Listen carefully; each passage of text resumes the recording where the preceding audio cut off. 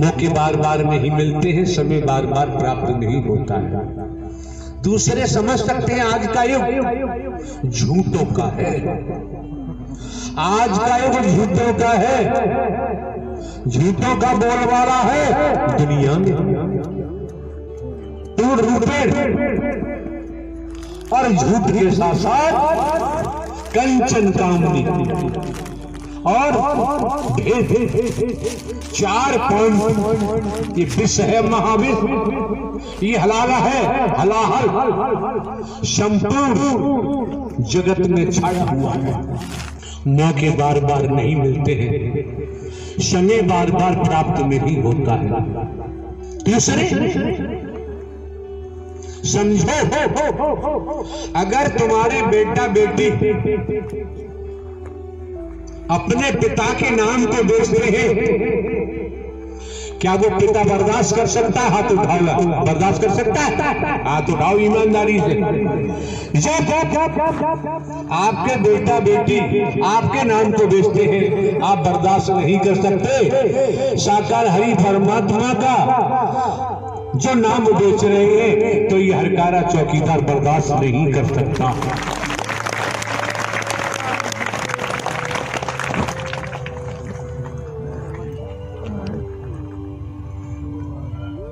ये जो मौका मिला है आपको, समय मिला है, वक्त मिला है, आप समझ सकते हैं कोरोना काल चल रहा है, उसके बावजूद भी यहाँ के जिला प्रशासन ने अनुमति प्रदान की महापुरुषों को। जब भी आप महापुरुषों का इस महायज्ञ में आगमन हुआ, अगर जिला प्रशासन अनुमति प्रदान नहीं करता, इस महायज्ञ में पहुंचना संभव नहीं था। आप भली भांत जानते नहीं है, हमने तो जनाया है। हम हर पल हर क्षण भारतीय संविधान, हम कानून का पालन करते हैं, समाज के नियम कायदों का भी हम पालन करते हैं और सिखाया भी, आप लोगों को बताया भी है, आपको जागरूक किया गया है। आपका जीवन खुशनुमा हो जाए, आनंद में हो जाए, इसीलिए तो दर्शा दिया मानव मंगल मिलन सद्भावना समागम। कर्मों से दुख भी आएगा, कर्म किया सुख भी आएगा। जैसा कर्म करता है दुख आएगा, रोलाएगा। जानकार है भोगेगा लेकिन रोएगा नहीं, अनजान का रो रो के ही सर खपा देगा। श्रीमान जी कोई हो, त्रेता की कहानी हम आपके सम्मुख रखते हैं। प्रवासों के बारे में बता दिया, जो भगवती बनते हैं, जो हरि बनते हैं, हरि बन के प्रवास बना बना के जमाने से नोट खींच रहे हैं। ये महारौरक नर की निशानी है, नोट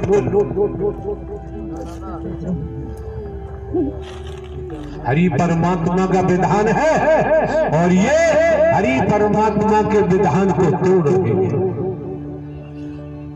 सरकार के कानून को तोड़ोगे तो सरकार दंडित करती है।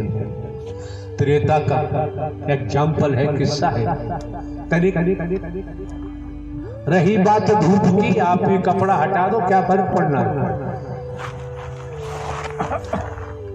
ये धूप भी अगर संसार के तौर से देखे, मेडिकल साइंस के हिसाब से देखे, सूर्य का प्रकाश बढ़ रहा है, कई रूपों में आपको लाभ पहुंचाएगा, विटामिन डी देगा। और कहीं की मांसपेशियां वगैरह ऐसी वैसी गर्मी बढ़ेगी तो वो खुल भी जाती है। तो त्रेता का एग्जाम्पल 5 संत जा रहे थे, इतिहास की कहानी है। इसमें कोई हमसे क्वेश्चन करेंगे, हम उत्तर नहीं दे सकते कि इतिहास की बात है, हमारी व्यक्तिगत बात है। उसमें हम प्रश्न करने को छोड़ते ही नहीं है। सामने से आप लोग जानते हैं, इतिहास में आता है, कथाकार अधिकांश बोलते होंगे, रत्नाकर डाकू का नाम आता है।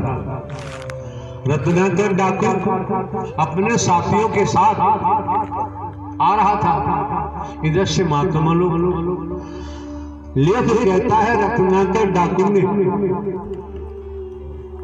संतों से कहा, बे ठहरो। किसी संत ने कहा, ले भाई हम ठहर गए, तू कब ठहरेगा? आप सब पर लागू है, हजम नहीं होगा।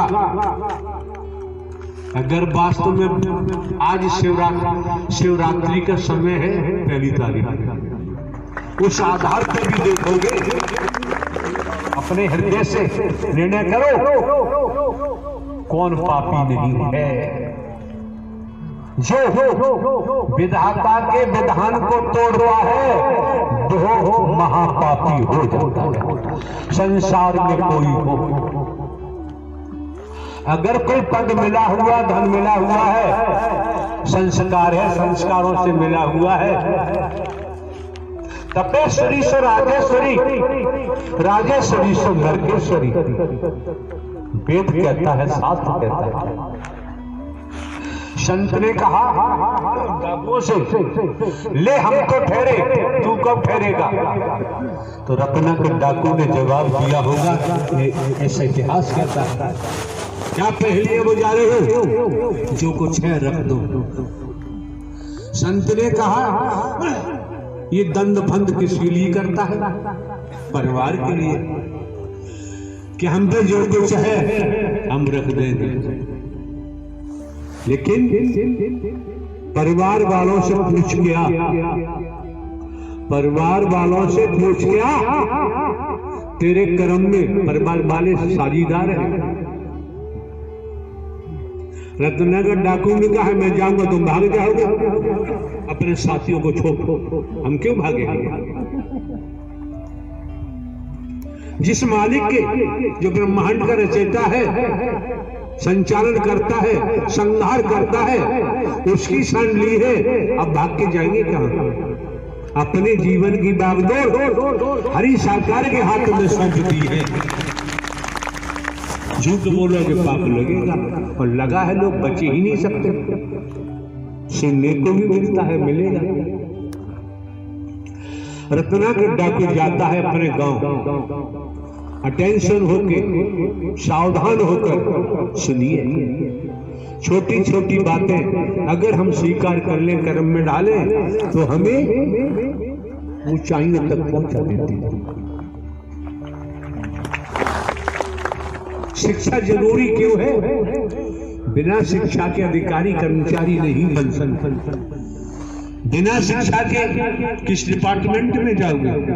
तो दुनियावी तौर पर बच्चों को शिक्षा भी बहुत जरूरी है, लेकिन शिक्षा दिलवाओ, ये ध्यान रखो कहीं बच्चे व्यसनों में न डूब जाए, कंचन कामनी में न डूब जाए, किसी नशेबे में न डूब जाए, जीवन बर्बाद उनका होगा और परिवार को भी लेकर डूब जाएगा।